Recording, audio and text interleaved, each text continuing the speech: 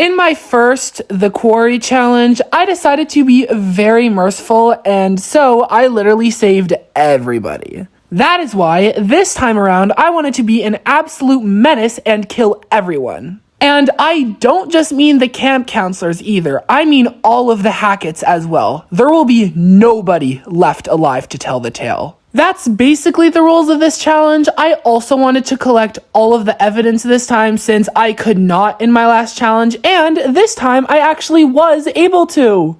Yay! Now that I have very boringly explained the rules, let's get on with the video. After getting absolutely jump scared by Ryan's face, I already ended up killing a squirrel. I'm really sorry, but the forest animals aren't even safe with me. Yo, chill, wait. Emma then innocently wandered upon some torn bags, and I'm sorry that they're my school bags, and I'm sorry that I don't take care of them, but sometimes you really just don't care, you know? I then had a totally normal conversation with these two cutie patooties that I just love so much. I then saw Abby drawing in the woods, as one does, and it's always been really interesting to me how my favorite protagonist will always do one of my favorite hobbies too. Maybe it's just because I like people who are like me, I guess. I then showed off my exquisite shooting skills, which I was totally proud of. Emma also decided to act a little bit quirky that night, and so she decided to kiss Nick, knowing damn well that Abby had a crush on him. Speaking of Abby, I was doing so well on these QTEs, and I was able for her to climb up the tree and not get bitten, which is a first for me. I was really proud of this, so... I also chose to throw dirt on Bobby so it would be easier to get Jacob killed. And this time around, I was actually able to get the evidence. Screw you, last game. Emma then went on a little bit of a vacation on the island, and to be honest, I can't blame her. Both of us have an odd obsession with islands, so I think this pretty much fits for her. I actually chose for Emma to search the bag first so I could tase the monster and get more evidence out of it. But then that means we can save Emma, right? Wrong. I will absolutely not be saving her. I'm sorry, Emma. I tried my best. Heard of bears? Yeah, I've heard of bears, but... Oh my god. I wanted to see what would happen if I chose to hide in this section, and I did, and surprisingly, I did not get caught, which was actually good news for me considering how bad I was at these in my last few playthroughs. I did forget to mention this, but I did also choose to open the cabin so Abby could get a bear or like a plushie or something, so Caitlin can use that to distract Caleb, which gets them both killed. It's a really long process, but you'll see as it comes along. I did hilariously end up walking to a spot where I thought the evidence was, but I was dead wrong. I did eventually find the evidence, and I cannot stress enough how hot this guy is. I literally will never stop glazing him because he is literally so fine, I can't. And he's literally fitness goals for real. Okay, after I was glazing Jacob for that long, you would think I would have mercy on him, but I'm sorry, it doesn't respect the challenge. You gotta go.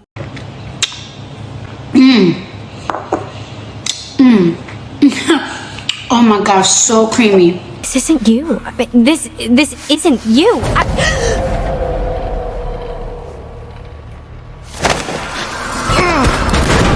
Oh no, I can't shoot my gun. How sad. I'm sure nothing can go wrong though. Oh my god, what in God's green earth just happened? Dylan was then ranting and pondering about what the rules for my challenge were, even though I had just explained them. You guys, it's really not that difficult, come on. I then had the hardest part of the entire game, being nice to Travis. I get that he's just trying to protect his family, but man, is he one of the most annoying characters. Oh my god. You've never fantasized about being trapped on a remote ski resort in a snowstorm? The cable car is broken and you've only got each other for warmth? I also had to make sure to not stop Lara so Nick could get killed. I could have killed Constance here if I wanted to, but Lara's gonna do it in werewolf form later anyway, so I don't really care. I also made sure not to pull out the knife as Ryan so I could get a few people killed. Wow, this is honestly a flashback to my first playthrough. Even though I sucked at some of the first QTEs, I did make sure to lock in so I could beat up Jebediah. Jebediah is one of my least favorite Hackets, and honestly, I really hate all of the Hackets. Except for Caleb. He's cool. I'm sorry, but I will never not find this funny. Ow! You stabbed me! Yeah, fucking hurts, don't it? I ain't never been stabbed before. I also had to accept the bite as Ryan so I could get in the car crash with Laura so we can work together, and it's a lot of boring stuff that I really don't care talking about. The kids used to call me the grabber. Nope. Oh, I hear that now. We then found Chris Hackett with his Wattpad level height. I had to sound the horn and fail the quick time event to get Dylan killed.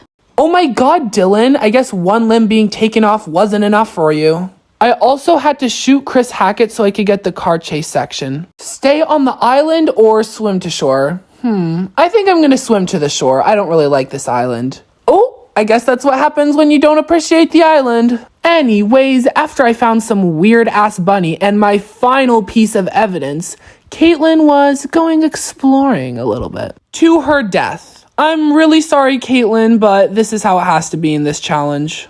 I also had to fail some of the QTEs in the car chase section so I could cause the car crash and get everybody killed. I also had to fail the QTEs in the car chase section so I could get everybody except Laura killed. And then I had to succeed in the QTEs so I could kill Silas and also get Laura killed. To be honest, I really don't know how I managed to do this on my first playthrough.